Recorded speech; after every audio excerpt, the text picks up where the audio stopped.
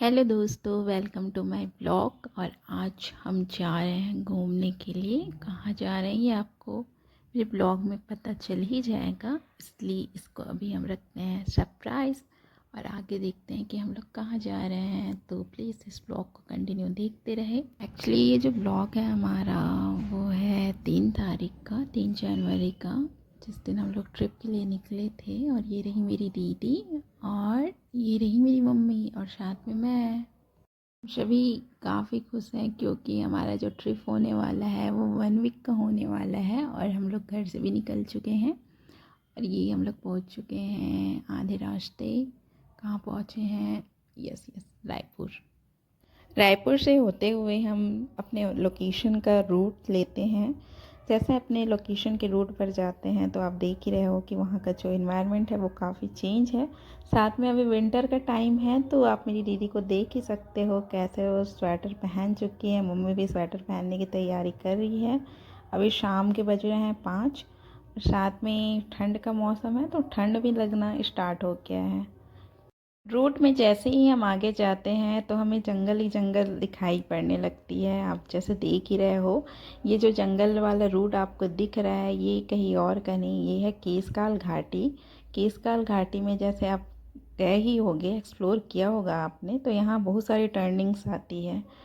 जो छत्तीसगढ़ से नहीं है उनके लिए मैं बता दूं, छत्तीसगढ़ में कदम रखते ही अगर सबसे पहले कोई जगह दिल को थाम लेती है तो वो है केसकाल घाटी। यह सिर्फ एक रास्ता नहीं, यह है पहाड़ों के बीच से गुजरता हुआ प्रकृति का सबसे खूबसूरत गलियारा।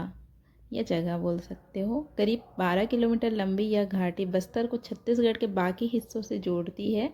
चारों तरफ घने जंगल, ऊंचे पहाड़, जैसा कि आप वीडियो में देख ही रहे हो, और बादलों से बातें करती सड़कें। अभी तो फ़िलहाल शाम का टाइम है लेकिन जो सड़क है वो काफ़ी करीब दिखते हैं बादलों से। केसकाल घाटी की पहचान है इसके तेज मोड़, ढलान और रोमांचक सफ़र के लिए। बरसात में तो यह जगह स्वर्ग से भी ज़्यादा खूबसूरत लगती है। फ़िलहाल यह तो विंटर का टाइम है। घाटी में लगभग 12 मोड़ होते हैं, यानी सर्पीली घुमावदार सड़क जो पहाड़ों के बीच से जाती है। यह इसलिए भी प्रसिद्ध है कि इसे 12 मोड़ों वाला घाट भी कहा जाता है।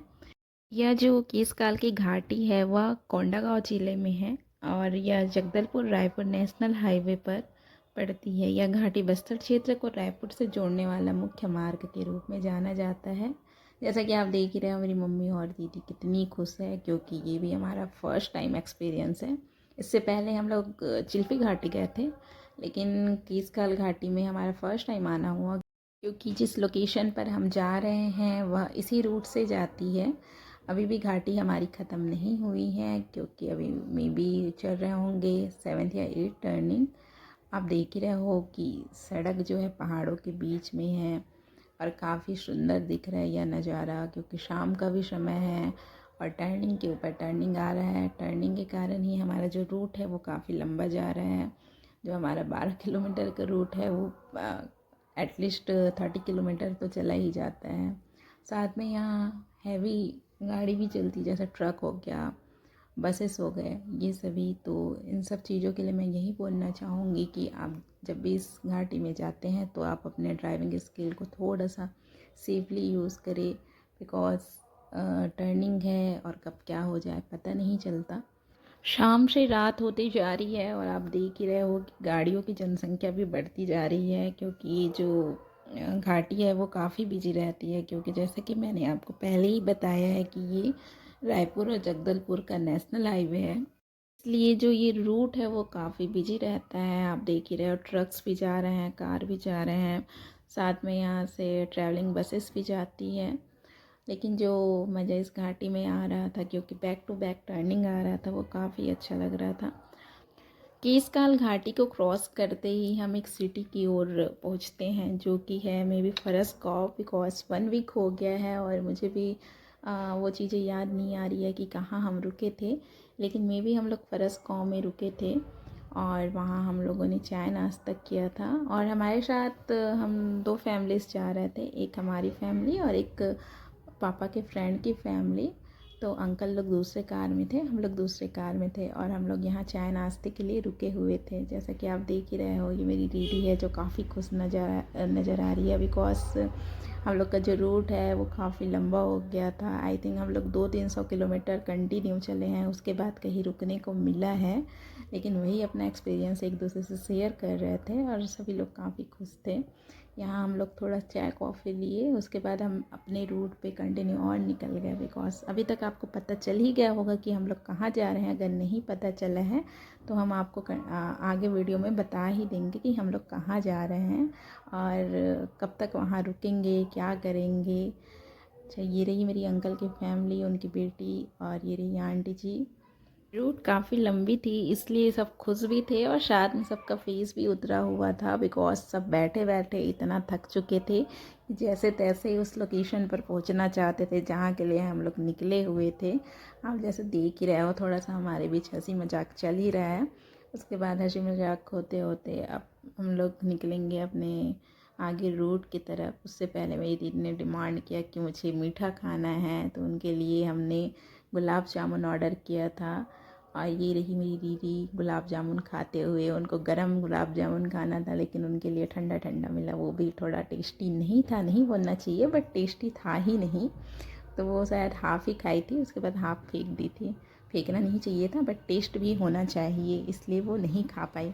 उसके बाद हम लोग जैसे ही चाय कॉफ़ी लेने के बाद हम अपने रूट में कंटिन्यू फिर चल रहे, क्योंकि अभी रात का समय है, चारों तरफ अंधेरा है। और ये मिल गया हमें टोल नाका। टोल नाका को क्रॉस करते ही हम निकल चुके थे अपने रूट की तरफ। सड़क पर गाड़ियों की हल्की रोशनी और हम लोग पहुंच चुके थे कोंडागांव। कोंडागांव जो है जगदलपुर की ओर हमें लेकर चलती है। यह नाइट ड्राइव है बस्तर की ओर, जहाँ रास्ता जितना शांत है उतना ही रहस्यमयी है। वैसे तो हमारा कोंडागांव की ओर फर्स्ट टाइम ही आना हुआ है, तो मैं कोंडागांव के बारे में कुछ बता देती हूँ, जो मैं शायद गूगल करके बता रही हूँ आपको। कोंडागांव को शिल्प नगरी भी कहा जाता है। यहाँ का ढोकरा आर्ट, बाँस शिल्प और लकड़ी की कला देश विदेश तक प्रसिद्ध है। आदिवासी संस्कृति और सादगी यहाँ की आत्मा कहलाती है। और यहाँ फ़िलहाल तो नाइट का टाइम है, लेकिन चारों ओर घने जंगल, पहाड़ और खेत देखने को मिलता है। शायद मौसम भी काफ़ी सुहावना रहता है। बरसात में इलाका बहुत हरा भरा दिखता है। यहाँ की अगर मैं सुविधाओं की बात करूँ तो बस स्टैंड, अस्पताल, होटल, ढाबे, बाकी सभी चीज़ें उपलब्ध हैं।